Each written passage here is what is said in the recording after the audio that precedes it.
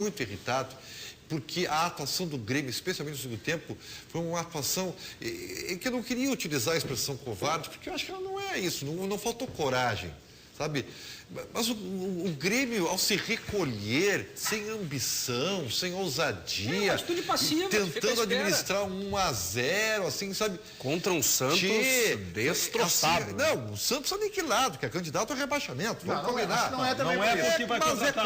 Mas é quase. Mas esse Santos de ontem, assim, ó, pelo amor de Deus. É que eu não consigo e não dava para entender. Sábado. E outra coisa, pô, todo mundo sabe aqui os elogios que eu faço ao Vanderlei Luxemburgo. Eu sou um dos que sempre mantive a fé no seu trabalho e que ele até deveria desceu do barco. continuar. Senti que desceu não do barco. é, mas eu botei uma perninha para fora. Sabe por quê? Porque o Grêmio dá a impressão de que está mal treinado. Está mal treinado. E aí eu começo nos detalhes, me permite, Baldasso. O seu Barcos é um dos menos culpados pelo que está acontecendo, porque ele joga completamente sozinho na área. Ninguém entra na área. Os meias não entram na área. O Vargas, que até está jogando melhor, ele joga afastado na área. Então ele só vai, o Vargas, ter produtividade quando o Grêmio jogar no contra-ataque. Porque aí o Vargas, tá? O Barcos fica fica à deriva. O Barcos está à deriva no time do Grêmio. Mas a ele não joga dele, mas assim. a apatia dele tem a ver com Não é apatia. Quem conhece o Barcos sabe que ele precisa de combinação de jogada. Eu acho que o sem ambiente no vestiário. Acho que a apatia é consequência de uma falta de ambiente. O time do Grêmio está mal treinado. Esta é que é a verdade. Eu sublinho, coloco em negrito tudo isso que o Ribeiro disse, que o Homero Bellini Júnior disse, porque eu concordo com tudo. Realmente isso está acontecendo. Só que eu acho que faltou ênfase para uma outra situação que tem que ser tratada também. O Grêmio está cansando como um todo. O Grêmio está mal preparado fisicamente. Nós já sabemos a resposta disso. A imagem do segundo tempo dos jogos do Grêmio são jogadores de boca aberta, com a língua para fora, respirando, sem condição de recuperação. Eu vou te dizer um ensinamento do professor Paulo Paixão a todos nós. Tudo bem. Quem corre errado, corre mais. Mas eu acho que é mais do que isso. Acho que está mal preparado de uma maneira mais significativa do que isso, simplesmente isso. O Grêmio fez esse ano o que o Internacional fez o ano passado. Dispensou, abriu mão do melhor preparador físico do Brasil, simplesmente. Mas quem é que dispensou? O Grêmio, né? O Grêmio dispensou. Mas quem foi a pessoa? A direção... Luxemburgo, para que o Antônio Melo ficasse reforçado. Mas não é só isso, tá? Mas não é só isso. A direção do Grêmio concordou que Paulo Paixão era um profissional defasado. Exatamente. Um erro. Tá, eu não sei se foi isso, mas eu quero ser coerente. Eu não critiquei na época a saída do Paixão. Não critiquei, porque achei que eram dois preparadores físicos quase do mesmo tamanho, que não tinha sentido manter os dois lá, que o Paixão era um homem que estava perdendo seu espaço, que pela grandeza dele merecia buscar outro caminho. Mas realmente hoje... Paulo Paixão, ok. Você também Tô dizendo, eu não fiz essa crítica à época. Roberto. Tino Cruz, ele disse que o Luxemburgo está de brincadeira em ter recuado o time, porque foi assim contra o Santa Fé e agora contra o Santos. Desculpa, contra o Náutico, no começo do segundo tempo aconteceu isso também, contra o Náutico, o pior time do campeonato. O Náutico passou 10 minutos no começo do segundo tempo, ocupando o campo do Grêmio, porque o Grêmio tinha recuado. Gente, o time do Grêmio não troca passes. O time do Grêmio não troca passes. Por isso que eu digo assim, para quem analisa o jogo jogado... Deixa a Roberta concluir lá a interatividade. Desculpa, perdão. Roberto, o Christian Balestrini, ele disse que talvez fosse necessário outros meias. Ele acha que o banco faria bem para o Elano, que está jogando muito pouco, sem falar no condicionamento físico. E o Ricardo Alexandre, ele disse que o Grêmio precisa ser mais ousado no ataque. Daqui a pouco a gente fala sobre a possibilidade de reforços no Grêmio. Agora tem aqui o técnico Vanderlei Luxemburgo. Deixou escapar na sua entrevista após o jogo o empate com o Santos, que após a Copa das Confederações é muito difícil que Elano e Zé Roberto estejam juntos no time. Vamos acompanhar. As alternativas que eu tenho, né? Que é, de repente, eu ter 3 volantes de qualidade jogando e eu liberar um pouquinho mais para frente, mas dar um pouco mais de consistência. Eu vou ter que criar alternativas, porque eu acho que o Elano e o Zé Roberto não são meninos. O jogo em si, o jogo foi transcorrendo normal aqui, estavam preenchendo espaço. Daqui a pouco já faltava uma corrida de mais 10 metros. mas 10 metros faz uma diferença, então já precisava de trocar.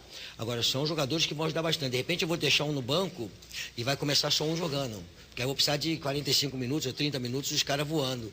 E eu já conversei com eles sobre isso aí. Para usá-los, né, no Campeonato Brasileiro, mais Copa do Brasil, a gente vai ter que ter essa habilidade de poder não gastar o jogo todo. Então, essas coisas a gente vai ter que achar os substitutos, as mudanças. Aí a gente vai ter que ser ofensivo.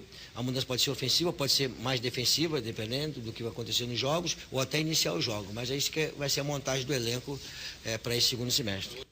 Eu fico imaginando como é que isso aí chega no vestiário. O jogador do Grêmio vendo, ouvindo, ou ficou sabendo, porque os parentes estão aqui, os amigos. Como é que chega isso aí para o Zé Roberto e o Elano, que são duas lideranças, ainda que o Zé Roberto seja muito introspectivo, mas são referências, não lideranças, referências do time do Grêmio.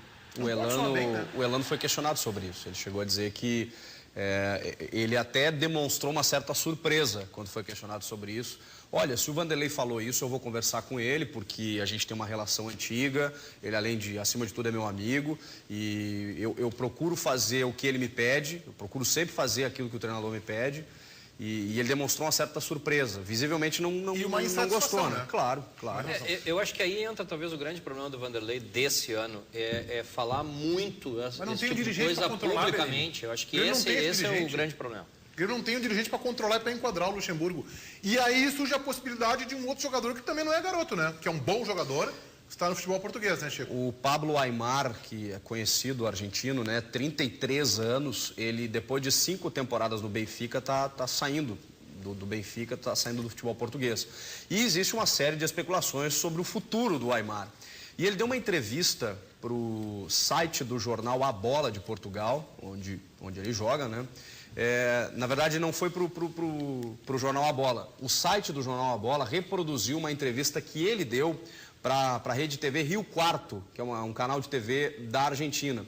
E reproduziu ali sobre as especulações do futuro dele. E ele foi questionado sobre o Grêmio do Brasil. E ele respondeu que existe realmente possibilidades e que ele não nega. Está aí o trecho da entrevista no site do jornal A Bola, numa entrevista que ele deu para a Rede de TV Rio Quarto da Argentina. Ele tem 33 anos de idade. Está na penúltima linha lá, Baldasso. Neymar... Só para Grêmio do Brasil, a pergunta. E ele há várias possibilidades, não o nego. O Aimar, ele é de uma geração uma geração anterior ao D'Alessandro. O Aimar passou por um processo muito parecido com o processo que o D'Alessandro passou, com o que o Riquelme passou, com o que o Ortega passou, o Saviola passou. Supervalorizados, porque a Argentina clama por um substituto de Maradona com La 10 da seleção argentina, que não encontraram até hoje.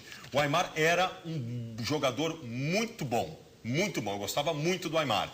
Eu não sei qual é a condição dele no momento. Eu vou te dizer então, esse ano ele oscilou jogos como titular e como reserva. Mas até o ano passado era o jogador referencial do time do Benfica. Não, e acho que a grande diferença desses que tu citaste é que o Aimar se firmou na Europa. Sim. Ele foi para lá e não voltou mais. Ele se firmou, ficou... E o Aimar é 10 mesmo. É um meio armador que coloca pé em cima na bola, distribui jogo. Ele tem características parecidas com a do D'Alessandro. Tá, mas eu só acho que é uma... O futebol português não tem muita exigência, tá? Então é mais fácil ficar lá, tá? É mais fácil ficar no futebol português. Eu não acho. Ele disputa as ligas europeias igual. Não ganhou nunca. Eles não ganham nunca. O Benfica esse ano disputou a final da Liga Europa. Não ganhou nunca. O Porto foi campeão há 2, 3 anos atrás. Que mais? O Benfica foi campeão também. Aonde? Quando? Ninguém lembra, né? Deve ter sido isso. Mas o Benfica acabou de disputar a final com o Chelsea. Não, da Liga da Europa agora. Então, olha o universo que tem. Não, mas disputou a final. Desse ano. Tá bom. Agora? Qual foi a outra vez que o Benfica chegou? Não, mas é competitivo. É competitivo. 10, 12 anos atrás. Sim, tá aí. 10, 12 anos. É uma vez que outra. Bom, mas de qualquer maneira... mas ninguém ganha todo ano, né? Segundo plano. Futebol italiano também.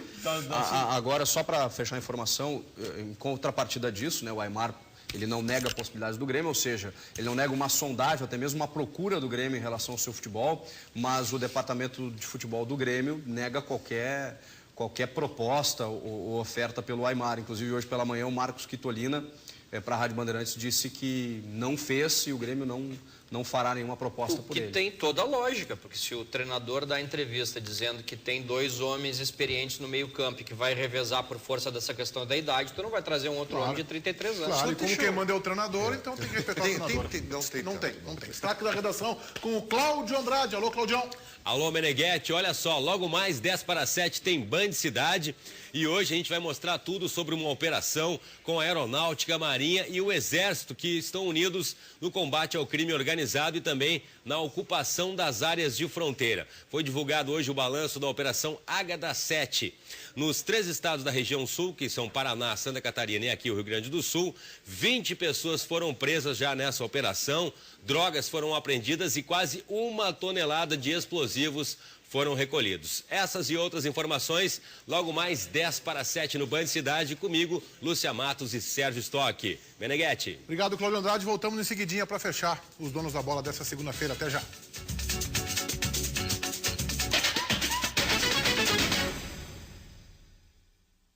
Aqui no estado, a Copa do Mundo já começou, trazendo mais qualidade de vida a todas as regiões gaúchas. São obras, empregos e oportunidades para crescer e empreender. Milhões de pessoas voltarão seus olhos para as seleções que jogarão aqui e milhares de turistas vão se surpreender com as nossas belezas e hospitalidade. Vamos comemorar essa conquista. Quem torce pelo Rio Grande, vibra com a Copa. Olá, Honda Fit Twist. Chegou o mais novo lançamento da Honda, o Fit Twist, que possui traços modernos e itens diferenciados que mostram a personalidade forte e a robustez de um veículo mais ousado.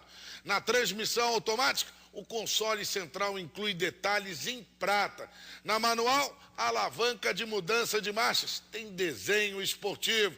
Tudo isso no Honda Fit Twist. Fique ligado, a gente volta. Rodando. Band Motores, oferecimento 5 Div Fenabrave RS, entidades das revendas autorizadas de veículos. Falta espaço na sua casa? Botijão é do lado de fora, dentro do Gasbox. Beleza e praticidade para o seu lar. Segurança para a sua família. Ligue 3598-1488 e peça já o seu. Dia dos Namorados Paquetá Esportes. Ofertas para quem curte praticar esportes com o seu par. Para elas, tem bolsas Nike a partir de R$ 99,90.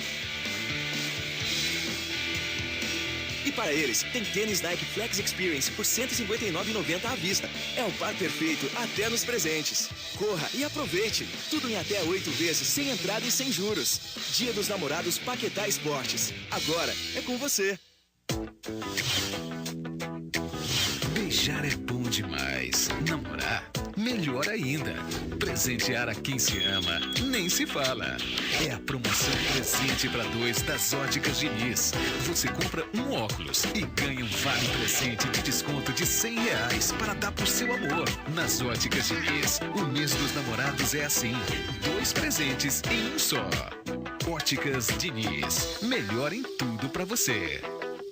Você sabe por que o edifício Reserva Petrópolis optou pela proteção e padronização inteligente? Protear valoriza e embeleza o seu patrimônio. Produto pioneiro com garantia de 5 anos. Dispense a baixa qualidade das imitações. Ligue 3598-1488. Sem pensar em problemas, sem preocupação, sem se arrepender, sem comparação, 100 anos de proteção. GBUX há 100 anos todo dia. A gente cuida da sua família. GBUX 100 anos. Ô Ribeiro Neto, se a tese do Luxemburgo vingar e se você fosse o técnico, quem tiraria do time, Elano ou Zé Roberto? Não tem nenhuma dúvida que é o Elano, né? O Zé Roberto é titular sempre. Mas se não for o Maxi Rodrigues, esse garoto que foi contratado, o Grêmio não tem esse jogador, infelizmente. Voltaremos amanhã, à 1 da tarde, com mais uma edição de Os Donos da Bola. Tenham todos vocês uma excelente segunda-feira. Tchau!